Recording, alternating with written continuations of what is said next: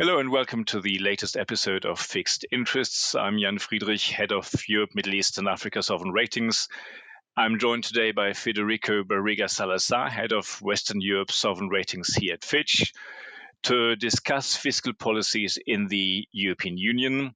So let's dive right into this. Federico, where do EU member states stand on key fiscal metrics, and what is the short and medium-term outlook for fiscal policies? Yeah, thank you, Jan. Fiscal deficits in the EU widened sharply because of the pandemic and the war in Ukraine. And we see that they have only come down gradually for most EU countries.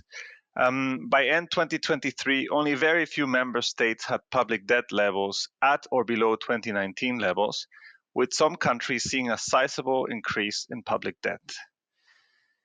Fitch forecasts the 2024 fiscal balance in most countries to be relatively unchanged to 2023. For the EU as a whole, we see a median deficit of 2.9% in 2024 compared to a surplus of 0.4% in 2019. The country with the largest improvement this year will be Italy, but this is largely driven by the temporary effects of the super bonus and not because of a structural improvement. In 2025-26, we project the EU medium deficit to fall slightly to 2.7% of GDP. Overall, in the last couple of years, we have seen divergent fiscal trends within the bloc, something we expect to continue within the next couple of years. So on one bucket, we have countries that went through significant fiscal adjustment following the Eurozone crisis in the 2010s and have been able to maintain fiscal rectitude despite recent shocks. These are mainly Cyprus, Greece, Portugal, and Ireland. Here we expect fiscal outturns to remain strong and debt levels to fall consistently over the short to medium terms.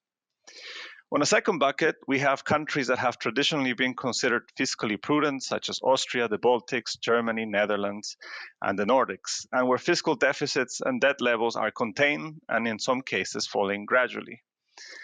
However, in some of these, we see fiscal pressures remaining strong, be it because of aging, defense, or rigid expenditure profiles.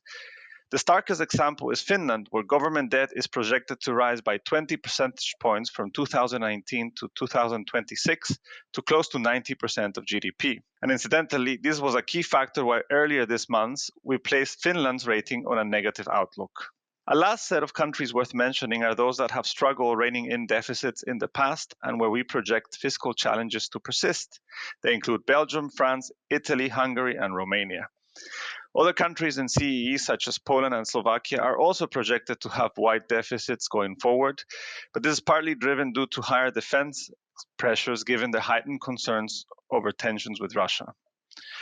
Particularly for those in Western Europe in this group, debt levels are substantially higher than EU or Eurozone averages, meaning that debt sustainability risks will persist. Thanks, Federico. So in this context, what do you now see as the main challenges and risks for the European Union fiscal outlook? We think that there are challenges on many fronts. On the spending side, temporary expenditure measures from the COVID and energy crisis have now been mostly wound down. So we think that additional efforts in reducing expenditure will prove much more difficult, in particular given continued demands for higher permanent expenditure. And I already talked about aging and defense earlier, but there are also issues such as social transfers to address the cost of living concerns, climate adaptation and transition, and also countries are facing higher debt servicing costs compared to pre-pandemic. We estimate that for the EU as a whole, the expenditure to GDP ratio was 2.9 percentage points of GDP higher in 2023 than in 2019, highlighting how difficult it has been to reverse spending during the crisis. On the revenue side, we see limited appetite for revenue-raising reforms, with very few exceptions where governments are making progress in fighting tax evasion or narrowing the VAT gap. And here, Greece is a very good example. For most countries, as inflation comes back to target, nominal growth will not provide a major boost to revenue or support debt dynamics. Another issue is the potential impact of consolidation on growth, which could make fiscal rebalancing and debt reduction even more challenging. The role of the fiscal multiplier is crucial in this respect, and we have done some preliminary scenario analysis using a medium multiplier parameter, so similar to what we saw during the Eurozone crisis, that indicate that expenditure side adjustments in countries with high debt or deficits, for example, France, Italy, or Romania, would not be sufficient to ensure a downward debt trajectory. Finally, there's an element of political uncertainty and risk around fiscal policy at both the national and EU level. Although we see commitment to consolidation across the board and EU fiscal rules have been reintroduced, implementing planned adjustments can prove very challenging. This is particularly the case for countries where political instability has risen. For example, France, where the medium-term fiscal outlook is highly uncertain and where the implementation of new EU fiscal rules will be tested. Belgium is another case in point where we are still waiting for a new government to be formed and where at present there is very little clarity around medium-term fiscal policy direction.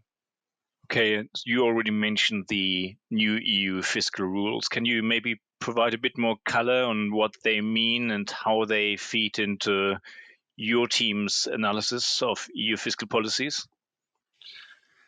Yeah, sure. So EU fiscal rules were suspended from early 2020 and reactivated this year.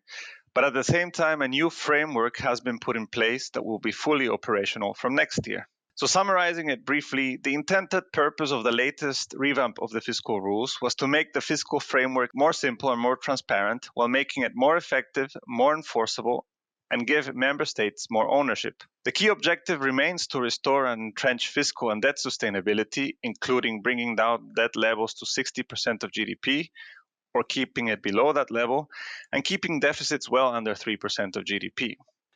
So the main changes to the previous rules include incorporating country-specific debt sustainability assessments that will take into account different starting positions and growth and reform prospects, as well as a focus on a single operational target for the adjustment paths, namely the net expenditure path. Numerical parameters remain important. For example, high debt countries under a 4-year adjustment path will need to reduce debt by an average of 1 percentage point of GDP per year.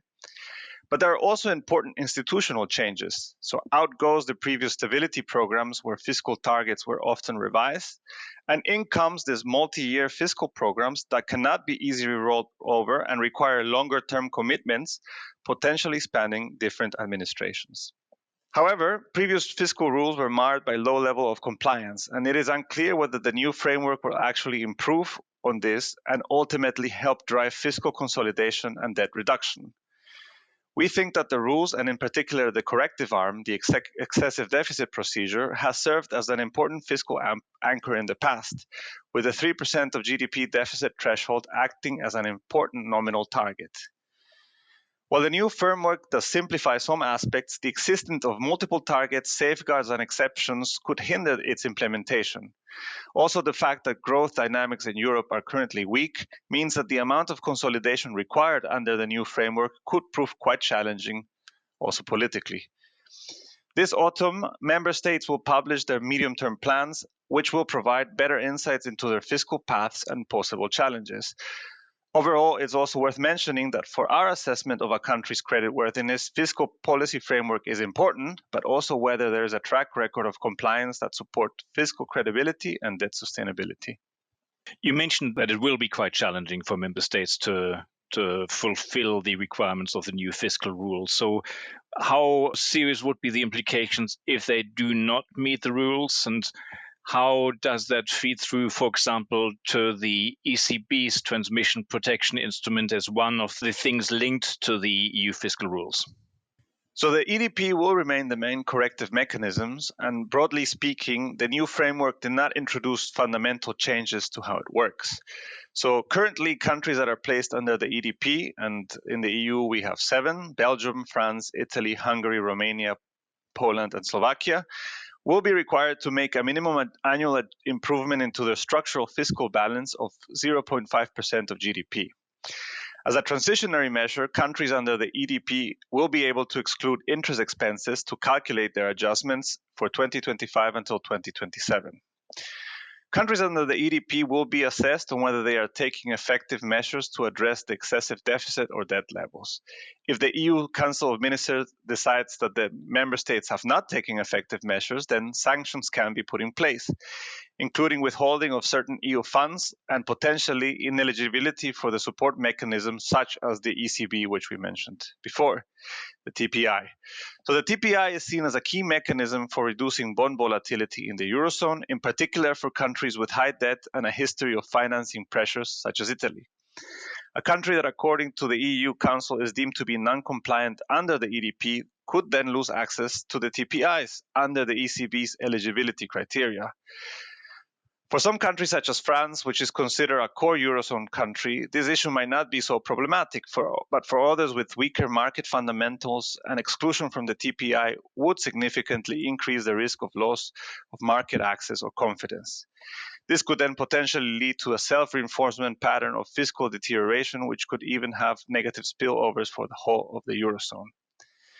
Finally, to conclude on this topic, it is important to mention that at present we do not foresee such a scenario, in particularly for Italy, as we think that the country will make the required adjustments under the EDP. Thank you very much, Federico, for your insights on EU fiscal policies. Thanks to everyone for tuning in to this Fixed Interest podcast.